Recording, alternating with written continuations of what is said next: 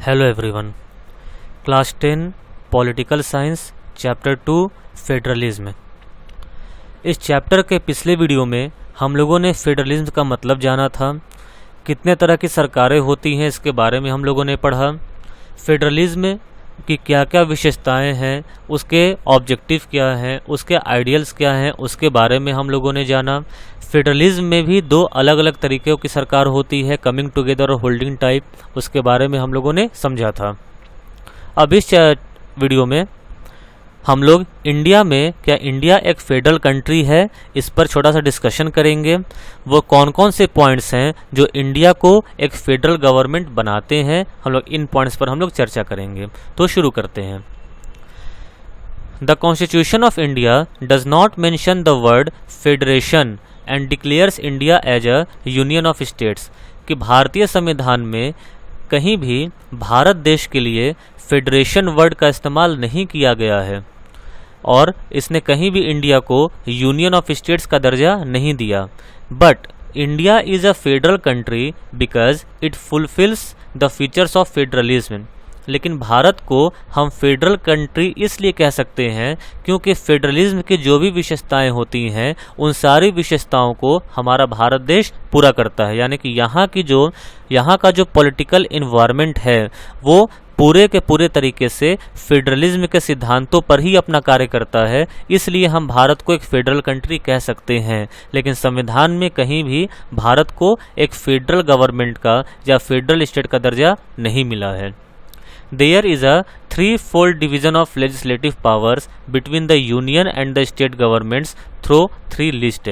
और यहाँ पर 3 अलग अलग लिस्ट के ज़रिए भारत के लेजिस्लेटिव पावर्स को बांटा गया है।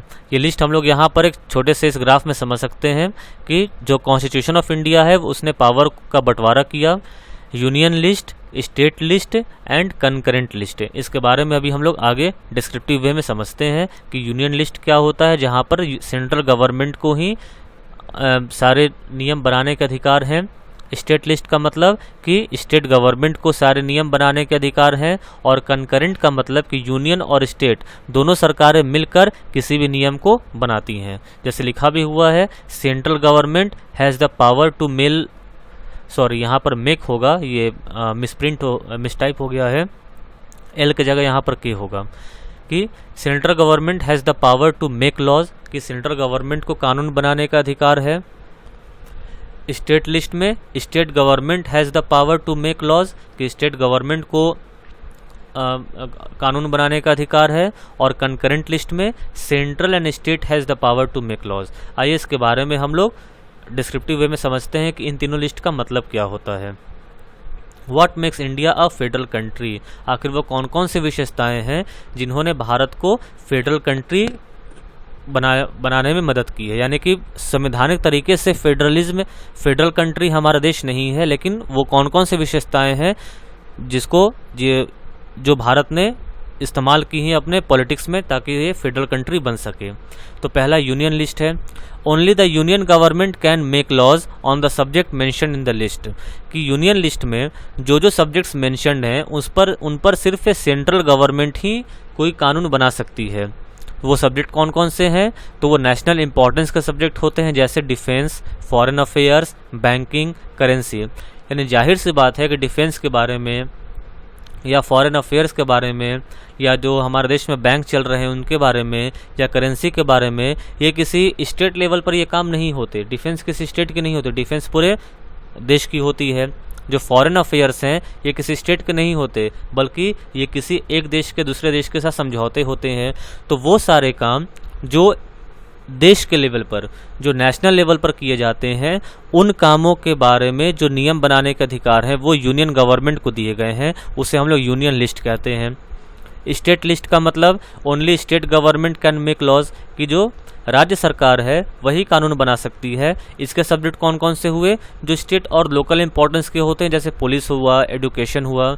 यानी कि अब जैसे जो पुलिस है, अब हर स्टेट की अलग अलग पुलिस होती है, किसी देश की तो एक इकलौती पुलिस होती नहीं है। इकलौती आर्मी ज़रूर होती है देश की, स्टेट की आर्मी नहीं होती, लेकिन स्टेट की पुलिस होती है।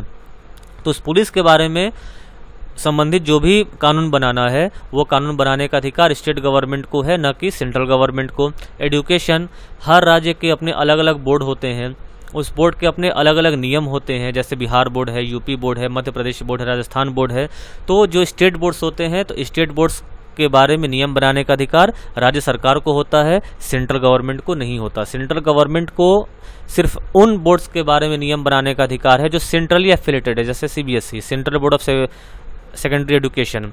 तो ये किसी राज्य के अंडर में नहीं आता सीबीएसई, बल्कि ये सेंटर के अंडर में आता है। तो सीबीएसई का जो रूल है वो सेंट्रल गवर्नमेंट बनाएगी, लेकिन जो स्टेट बोर्ड्स हैं, जैसे बिहार बोर्ड है, तो बिहार बोर्ड के नियम बिहार गवर्नमेंट बनाएगी, स्टेट गवर्नमेंट नहीं बनाएगी, सेंट्रल गवर्नमेंट नहीं बनाएगी। Concurrent list, both the union and state government can make laws on the subjects in the list, कि इन विषयों पर यूनियन और स्टेट गवर्नमेंट दोनों अपने अपने नियम कानून बना सकते हैं। जैसे एजुकेशन, जैसा हमने पहले कहा कि एजुकेशन कुछ बोर्ड होते हैं जो सेंट्रली एफिलेटेड होते हैं और कुछ बोर्ड्स होते हैं जो स्टेट से एफिलेटेड होते हैं। तो सेंटर से जो बोर्ड एफिलेटेड हैं उनके लिए कानून बनाने का अधिकार सेंट्रल गवर्नमेंट को है, और स्टेट से जो बोर्ड एफिलेटेड होते हैं उनके कानून बनाने का अधिकार स्टेट गवर्नमेंट को है। फॉरेस्ट, अब जो जंगल हैं, जंगल स्टेट के अंडर में भी आते हैं, तो उन जंगलों के बारे में कानून बनाने का अधिकार स्टेट गवर्नमेंट को भी है और सेंट्रल गवर्नमेंट को भी है। एग्रीकल्चर, खेती बाड़ी, तो ये सब जो विषय हैं, शादी ब्याह हुआ या किसी को गोद लेना हो किसी बच्चे को, तो इस सब तरह के जो प्रस्ताव हैं, तो इन पर राज्य सरकार और केंद्र सरकार दोनों मिलकर भी कानून बना सकती है या अपने अलग अलग कानून भी बना सकते हैं। अगला आता है रेसिड्यूरी पावर्स। रेसिड्यूरी पावर्स का मतलब कि वो सब्जेक्ट्स जो इन ऊपर दिए गए तीनों लिस्ट में नहीं है, यानी यूनियन, स्टेट और कंकरेंट, इन तीनों लिस्ट में जो सब्जेक्ट्स मेंशन नहीं हैं उनको रेसिड्यूरी पावर कहा गया है। तो जैसे कि बहुत बाद में हमारे देश में आईटी सेक्टर आया, कंप्यूटर हुआ, साइबर वर्ल्ड हुआ, तो कंप्यूटर साइबर वर्ल्ड का मेंशन ना तो यूनियन में मिलेगा, ना स्टेट में मिलेगा, ना कंकरेंट लिस्ट में मिलेगा, तो इनको रेसिड्यूरी पावर में दिया गया। तो इनके बारे में कानून बनाने का अधिकार यूनियन गवर्नमेंट को दिया गया है कि आईटी सेक्टर से रिलेटेड जो भी कायदे कानून है वो यूनियन गवर्नमेंट बनाएगी, स्टेट गवर्नमेंट नहीं बनाएगी। इंडिपेंडेंट जुडिशियरी, कि हमारे देश में जो जुडिशियरी है वो इंडिपेंडेंट है, यानी कि जुडिशियरी पर न तो लेजिस्लेचर का कोई दबाव चल सकता है और ना ही एग्जीक्यूटिव का कोई दबाव चल सकता है। जुडिशियरी बिल्कुल इंडिपेंडेंट है, वो संविधान में कुछ परिवर्तन भी कर सकती है, नियमों का कायदे कानून के अंतर्गत जो कायदे कानून दिए गए हैं संविधान में कुछ चेंजेस करने के, उसके तहत जुडिशियरी उसमें कुछ चेंज भी कर सकती है या यूनियन और स्टेट गवर्नमेंट के बीच के डिस्प्यूट को भी सेटल कर सकती है। तो जो जुडिशियरी है उसको बिल्कुल इंडिपेंडेंट रखा गया है, जो कि फेडरलिज्म का एक बहुत ही इंपॉर्टेंट फीचर है।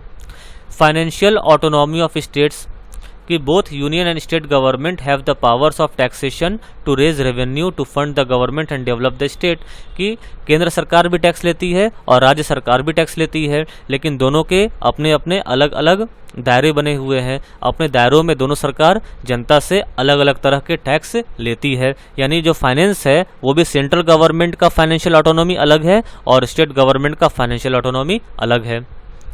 स्पेशल स्टेटस ऑफ स्टेट, यानी all states do not have equal power. जैसे हमारे देश में जम्मू एंड कश्मीर एक राज्य था जो कि अब हट चुका है, वहाँ पर धारा 370 लगी हुई थी। धारा 370 का मतलब ये था कि इनको स्पेशल राज्य का दर्जा मिला हुआ था। स्पेशल राज्य का दर्जा का मतलब कि इसकी एक अपनी अलग संविधान थी, यानी पूरे भारत देश में जो संविधान लागू थी, पूरे भारत देश में जो संविधान पर जो काम हो रहे थे वो जम्मू कश्मीर पर एप्लीकेबल नहीं होते थे। जम्मू कश्मीर की अपनी एक अलग संविधान बनी हुई थी, वो उस पर काम करता था। और non permanent residents could not buy property there, और वो निवासी जो जम्मू कश्मीर के लोकल नहीं थे, जैसे जम्मू कश्मीर के बाहर के जो राज्य के जो सिटीजन्स हैं उनको जम्मू कश्मीर में अपने कोई भी प्रॉपर्टी खरीदने का अधिकार नहीं था। यानी कि 370 जब लगा हुआ था तो अगर हम लोग चाहते कि जम्मू कश्मीर में जाकर वहाँ पर एक प्रॉपर्टी खरीद लें तो ये पॉसिबल नहीं था। लेकिन इस स्पेशल स्टेटस को 5 अगस्त को वापस ले लिया गया और धारा 370 वहाँ से हटा दिया गया और फिर इसे यूनियन टेरिटरी में कन्वर्ट किया गया। यानी धारा 370 को हटाकर जो स्पेशल राज्य का जो दर्जा मिला हुआ था जम्मू कश्मीर को, वो दर्जा हटा लिया गया और उसे भी पूरे देश में जो संविधान लागू है अब जम्मू कश्मीर में भी वही संविधान लागू है। और अब जो नॉन रेसिडेंट है जम्मू कश्मीर के, वो भी जाकर वहाँ पर अपनी प्रॉपर्टी खरीद सकते हैं और वहाँ पर अपना कोई भी कारोबार कर सकते हैं, जो कि पहले ऐसा अलाउड नहीं था। अगला है यूनियन टेरिटरीज। यूनियन टेरिटरी क्या होते हैं? These are smaller units of India which could be made a state or merged with other states. यानी कि भारत के छोटे छोटे जो यूनिट्स हैं, चाहे छोटे छोटे जो स्टेट हैं या जो जगहें हैं, जो मिलकर एक अलग स्टेट बना लेते हैं, या बहुत सारे स्टेट्स मिलकर एक सिंगल स्टेट में कन्वर्ट होते हैं। जैसे फॉर एग्जांपल आपने एनसीआर का नाम सुना होगा, दिल्ली एनसीआर का नाम आपने सुना होगा, इसको नेशनल कैपिटल रीजन कहा जाता है। तो दिल्ली हो गया, फरीदाबाद है, साहिबाबाद है, गाज़ियाबाद, नोएडा, गुड़गांव, तो इतने जगहों को मिलाकर एक एनसीआर बनाया गया, नेशनल कैपिटल रीजन बनाया गया, उसे यूनियन टेरिटरी कहा गया। यानी कि इन छोटे छोटे जगहों को मिलाकर एक राज्य बनाया गया, जिस पर किसी स्टेट गवर्नमेंट का तो वहाँ पर राज चलता ही है, साथ ही सेंट्रल गवर्नमेंट भी वहाँ पर डायरेक्टली अपना शासन करती है। यानी यूनियन टेरिटरीज में सेंट्रल गवर्नमेंट का शासन होता है। जैसे कि अभी लद्दाख को यूनियन टेरिटरी बना दिया गया है, तो लद्दाख में डायरेक्टली सेंट्रल गवर्नमेंट का ही शासन चलेगा। तो छोटे छोटे यूनिट्स को मिलाकर जब एक सिंगल स्टेट बनाया जाता है या इनको किसी स्टेट के साथ मर्ज कर दिया जाता है, तो इनको यूनियन टेरिटरी कहा जाता है। और इस वक्त हमारे भारत देश में 9 यूनियन टेरिटरी बने हुए हैं। These are directly governed by the central government. ये सीधे सीधे केंद्रीय सरकार के द्वारा गवर्न किए जाते हैं। फॉर एग्जांपल छत्तीसगढ़ हुए, दिल्ली हुए, यहाँ पर केंद्र सरकार का शासन चलता है। अब है प्रोसीजर्स ऑफ अमेंडमेंट और चेंज इन द कॉन्स्टिट्यूशन, के संविधान में कोई भी परिवर्तन करने के क्या प्रोसीजर हैं। जैसा कि हम पहले से कहते आ रहे कि जुडिशियरी को कॉन्स्टिट्यूशन में इंटरप्रेट करने का अधिकार है, लेकिन ऐसा नहीं कि वो जो जजेस हैं या जुडिशियरी अपने मनमानी तरीके से कोई भी चेंजेस कर देगी। नहीं, ये बिल्कुल संभव नहीं है। कुछ प्रोसीजर्स होते हैं, उन प्रोसीजर्स को फॉलो करने के बाद उसमें कुछ चेंजेस किए जा सकते हैं। तो प्रोसीजर्स कौन कौन से हैं? No government can alone change provisions of the constitution like the provision of power sharing, कि कोई भी सरकार चाहे कि अकेले अपने दम पर संविधान में कोई चेंजेस कर दे, तो ये पॉसिबल नहीं है। उसके लिए क्या करना होगा? The amendment bill must be passed by 2/3 majority by both the houses of the parliament. जैसे पार्लियामेंट में 2 हाउस होते हैं, लोकसभा और राज्यसभा। तो लोकसभा में जितने मेंबर हैं उनके 2/3 मेजोरिटी होनी ज़रूरी है, प्लस राज्यसभा में जितने मेंबर हैं उनके भी 2/3 मेजोरिटी होनी ज़रूरी है। अगर कोई चेंजेस करनी है तो उस चेंजेस पर दोनों हाउसेस की अलग अलग 2/3 मेजोरिटी होनी ज़रूरी है, यानी उनके मेंबर्स 2/3 मेंबर राजी होने चाहिए। उसके बाद the bill should be ratified by at least half of the state legislatures, कि अब राज्य स्तर पर जो लेजिस्लेचर्स हैं वहाँ पर भी आधे स्टेट लेजिस्लेचर को भी पर भी उसकी रजामंदी होनी चाहिए। अगर इतनी बातें अगर तय हो जाती हैं, इतने लोग अगर सहमति दे देते हैं, तब कहीं जाकर संविधान में हम लोग कोई चेंजेस कर सकते हैं। यानी संविधान में चेंजेस करना संभव तो है भारत देश में, लेकिन ये इतना आसान नहीं है, ये इतना लचीला नहीं है। इसमें चेंजेस करने के लिए इतने सारे प्रोसीजर से होकर पहले दोनों हाउसेस के 2/3 मेजोरिटी से होकर गुजरना होगा। लगभग half of the state legislature की उसमें रजामंदी होनी चाहिए। जब इतनी रजामंदी हो जाएगी तब कहीं जाकर उस पर कोई चेंजेस पॉसिबल हैं, अन्यथा चेंजेस पॉसिबल नहीं है।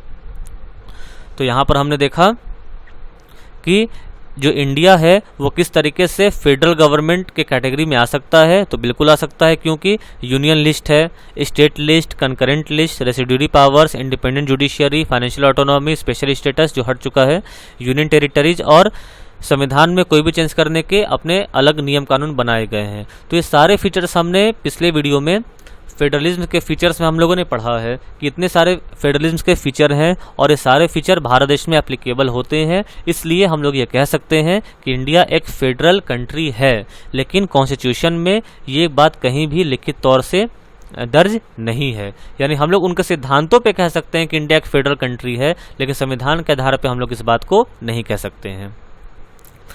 अब आइए समझते हैं कि how federalism works in India, कि किस तरीके से जो भारत में संघवाद काम करता है, किस तरह से संघवाद की शासन प्रणाली भारत पर काम करती है। तो इसमें हम लोग 3 पॉइंट के बारे में समझेंगे।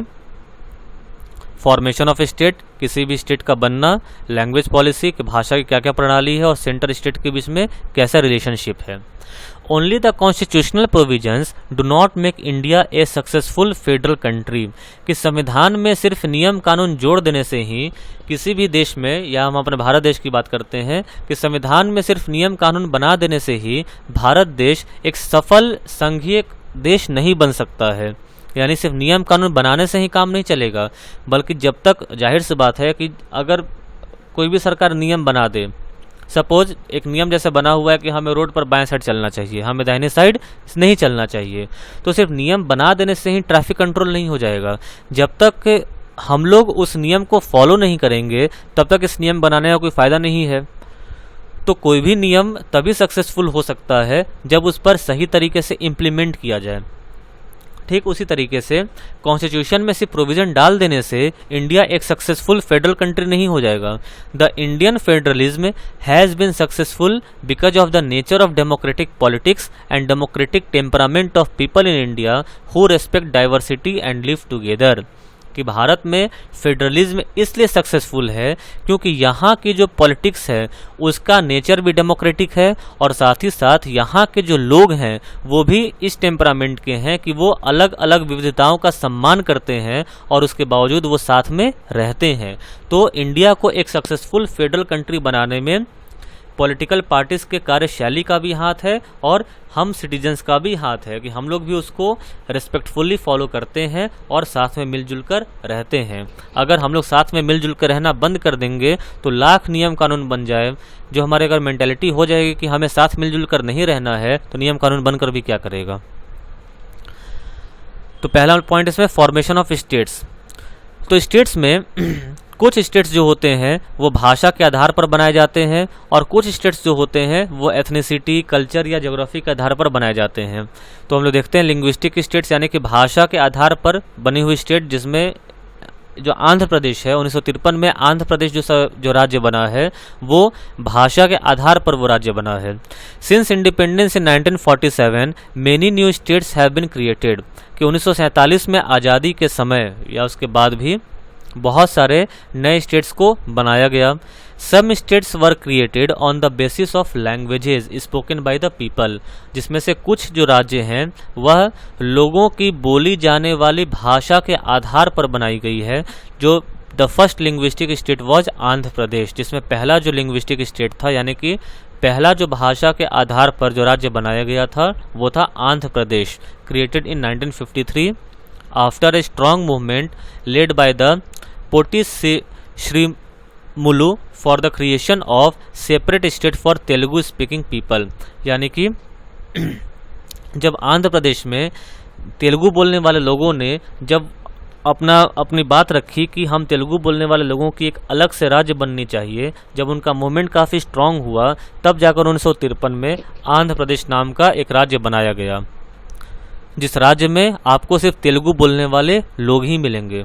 तेलुगु बोलने वाले लोग मिलेंगे का ये मतलब नहीं कि वहाँ के लोग हिंदी नहीं बोलते या हिंदी नहीं समझते या कोई और भाषा नहीं बोलते समझते हैं, लेकिन वहाँ की जो आम बोलचाल की भाषा है वो तेलुगु है। जैसे हमारे बिहार में भोजपुरी है, मैथिली है, दरभंगा है, मगही है, वैसे ही आंध्र प्रदेश में जो आपस में जो बोलचाल की भाषा है वो तेलुगु है।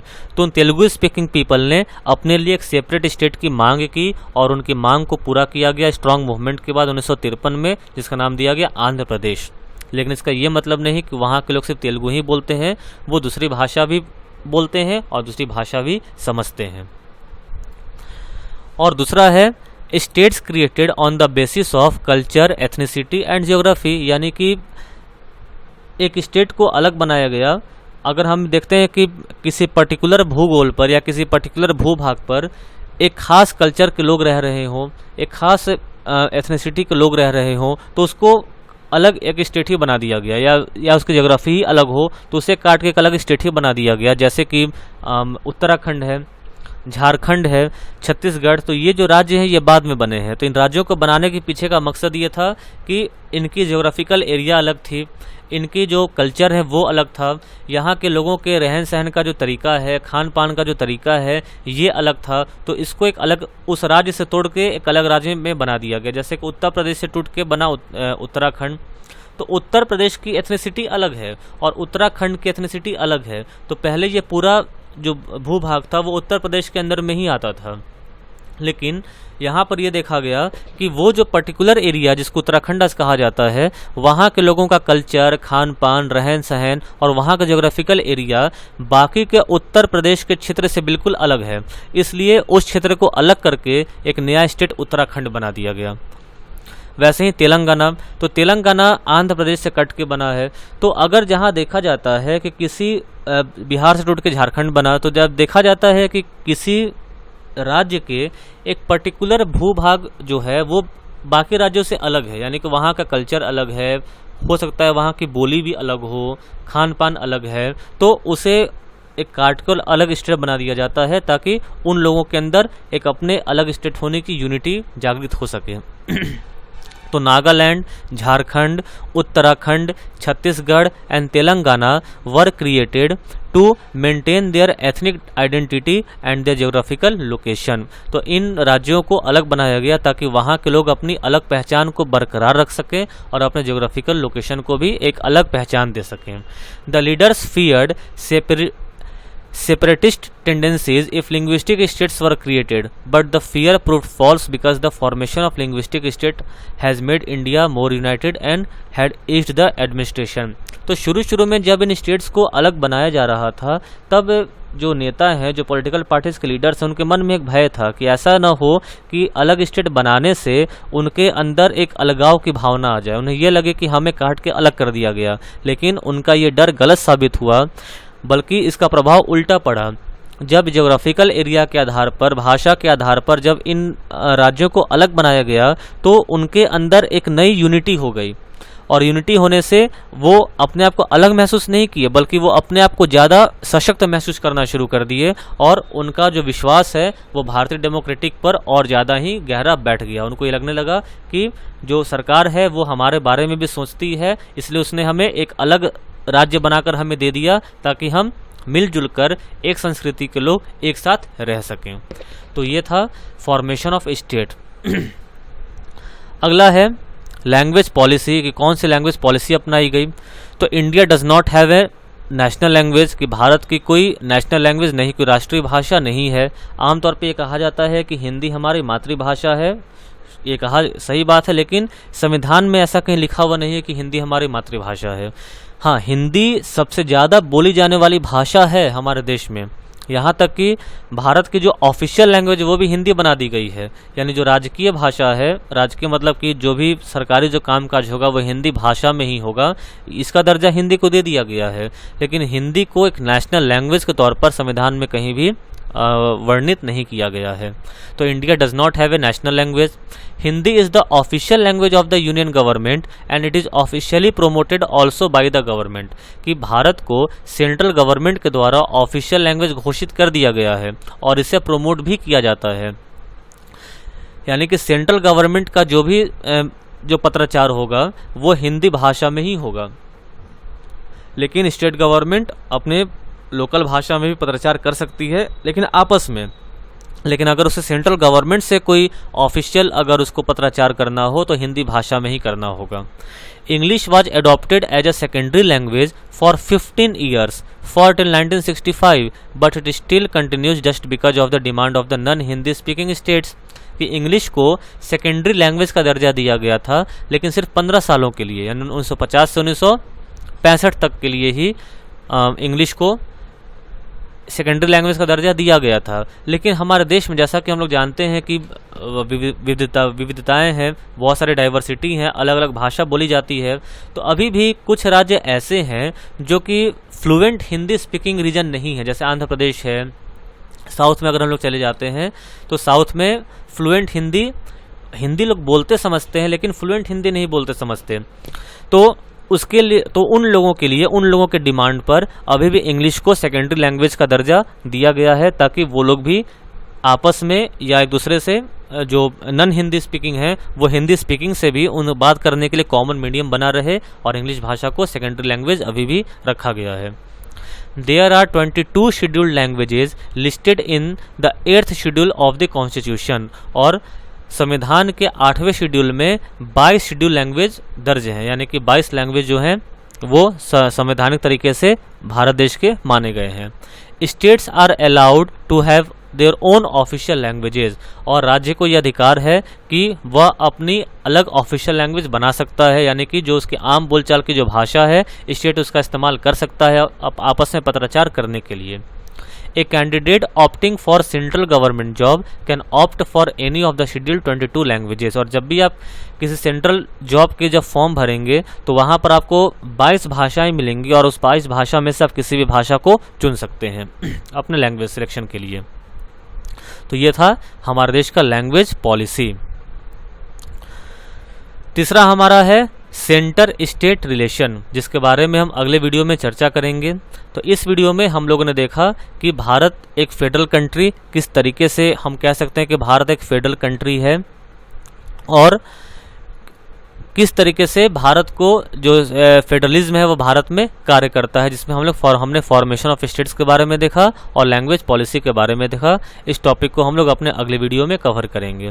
तो इस वीडियो के किसी भी टॉपिक में अगर समझने में कोई प्रॉब्लम हुई हो तो कमेंट सेक्शन में कमेंट कर सकते हैं, वहाँ पर आपको इसका जवाब मिल जाएगा। Thank you.